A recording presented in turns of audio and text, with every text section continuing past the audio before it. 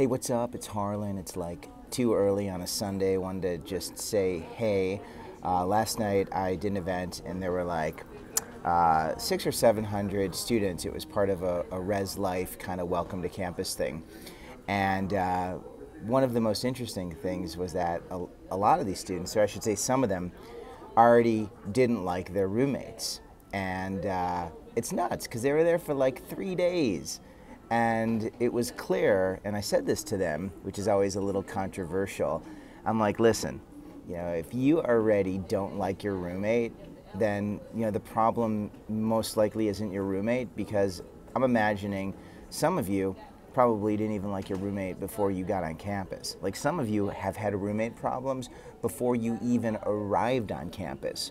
Because one of the rules is that people who want to get along find a way to get along. Even if this person isn't your first choice, even if this person is someone who you find annoying, even if this person is someone who you wouldn't have chosen to live with, you can find a way to get along, because people can get along, countries can get along, enemies can get along.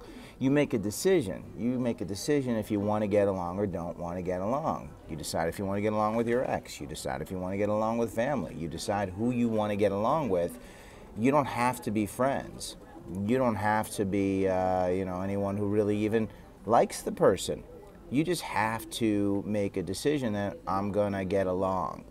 And I think that's just life. These are all exercises in life. How do we take new uncomfortable situations and figure out how to make it work? Now, there's situations where you're living with someone who doesn't want to get along, and a lot of times that could still work. My roommate gave me the silent treatment. He was a great listener. Like, I would talk to him. If someone doesn't want to get along and they don't want to respect your stuff, and they're constantly trying to make your life miserable so you will leave, or they'll get a reaction, then that's a different type of situation, and that can still be resolved.